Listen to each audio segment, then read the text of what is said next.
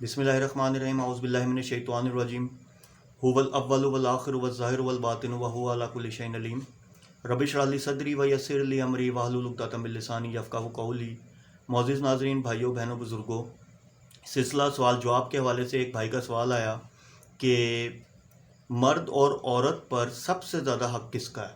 تو سب سے پہلے تو آپ کو اس میں ایک چیز واضح کر دوں کہ مرد اور عورت پر سب سے پہلا حق اللہ اور اس کے رسول کے بعد ماں کا ہے، ٹھیک ہے۔ اچھا، اب اس میں نا کیٹیگریز آ جاتی ہیں۔ کیٹیگریز یہ ہیں کہ کیا وہ شادی شدہ ہے یا وہ غیر شادی شدہ ہے، ٹھیک ہے۔ ہم پہلے عورت کا دیکھ لیتے ہیں کہ عورت پر سب سے زیادہ حق کس کا ہے۔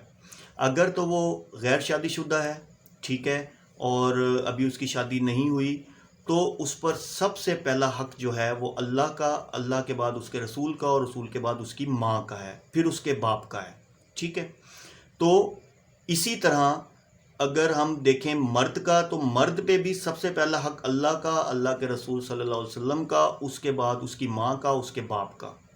اب اگر عورت شادی شدہ ہے، ٹھیک ہے، تو اگر عورت شادی شدہ ہے تو اس پر سب سے پہلا حق اللہ کا، اللہ کے بعد اللہ کے رسول صلی اللہ علیہ وسلم کا، اور اس کے بعد اس کے شوہر کا حق ہے، پھر اس کی ماں کا اور اس کے باپ کا حق ہے، ٹھیک ہے۔ اور اس معاملے میں اگر آپ اس بات کو تھوڑا سا سمجھیں، تو اگر یہی بات ہماری لیڈیز کو یا ہماری خواتین کو سمجھ آ جائے تو گھروں میں یہ جو جھگڑے اور فساد ہوتے ہیں ان کا معاملہ ہی ختم ہو جائے، کیونکہ حق ہے کس کا ہے؟ خامند کا۔ اب اس میں بھلے اس لڑکی کا والد جو ہے وہ کوئی بھی بات کہتا ہے، کوئی بھی بات کرتا ہے، اور اگر خامند اس چیز سے منع کرتا ہے تو اس کو خامند کی بات ماننی پڑے گی۔ یہ میں واضح آپ کو بات بتا رہا ہوں کہ اللہ کے رسول صلی اللہ علیہ وسلم نے فرمایا کہ عورت پر سب سے زیادہ حق جو ہے، سب سے پہلا حق جو ہے وہ اللہ کا، اس کے بعد اللہ کے بعد اللہ کے رسول صلی اللہ علیہ وسلم کا، اس کے بعد اس کے خامند کا ہے، پھر اس کی ماں کا، پھر اس کے باپ کا۔ تو اگر اس کا باپ اس کو کسی چیز کے لیے کہتا ہے عورت کو، اور اس کا خامند منع کرتا ہے، تو وہ خامند کی بات ماننے کی پابند ہے، ٹھیک ہے۔ اب آ جاتی ہے مرد کی بات۔ تو مرد پر سب سے پہلا حق جو ہے وہ شادی شدہ ہو یا غیر شادی شدہ ہو، اس پر سب سے پہلا حق جو ہے اس پر اللہ کا ہے، پھر اللہ کے رسول صلی اللہ علیہ وسلم کا ہے، اور پھر اس کے کس کا ہے؟ اس کی ماں کا ہے، پھر اس کے باپ کا ہے۔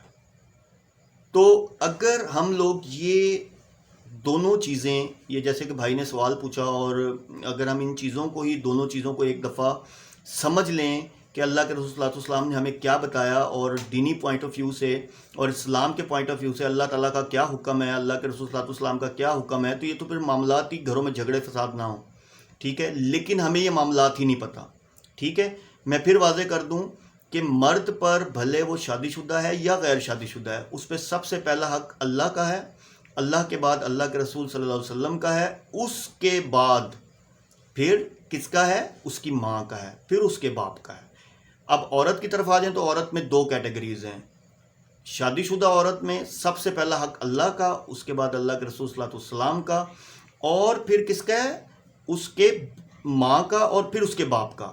یہ غیر شادی شدہ۔ اور جو شادی شدہ عورت ہے اس پہ جو سب سے پہلا حق اللہ کا ہے، اس کے بعد رسول اللہ صلی اللہ علیہ وسلم کا ہے، اور اس کے بعد اس پر اس کے خامند کا حق ہے۔ تو یہ جو مرد اور عورت کا جو حق ہے وہ سب سے زیادہ، آپ نے سوال پوچھا کہ مرد اور عورت پہ سب سے زیادہ حق کس کا ہے، تو یہ کیٹیگرائز ہے، یہ اس طرح سے ہے جو میں نے آپ کو بتایا ہے۔ تو ہوپ فلی آپ کو بات سمجھ آ گئی ہوگی۔ وآخر دعوانا ان الحمدللہ رب العالمین۔